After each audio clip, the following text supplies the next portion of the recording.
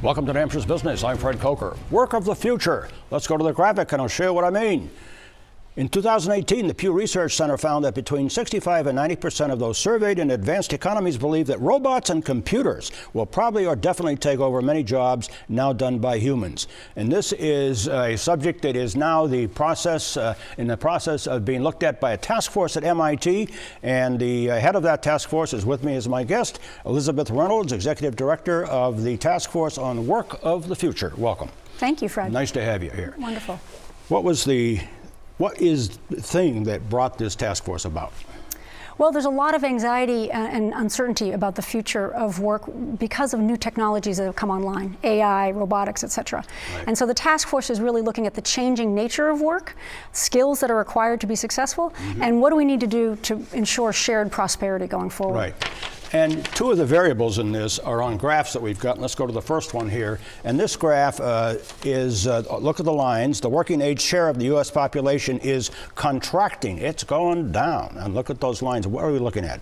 Right. So basically, we're looking at what's happened to our working age population from 1980 to projected 2040.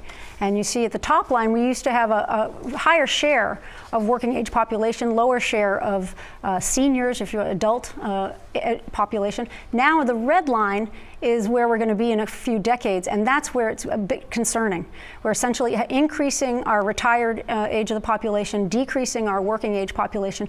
So what we see going forward is really a scarcity of workers, not an abundance of jobs. Yeah, and that is concerning. We're already seeing the beginnings of that with businesses looking for employees right across the board. Now let's go to the next graphic, and this one is the change in labor productivity and compensation between 1948 and 2018, and that top line and the middle line, what are we looking at? That's right. So those top lines show us that essentially since 1980 we've had this divergence between growing productivity, that top blue line, and the two bottom lines, which is median worker compensation. So really workers who aren't four-year educated, who aren't in a supervisory role, that's where we see the stagnation of wages across the board. If you're an average worker, that top line is tracking productivity, but the average is really including the higher educated workers.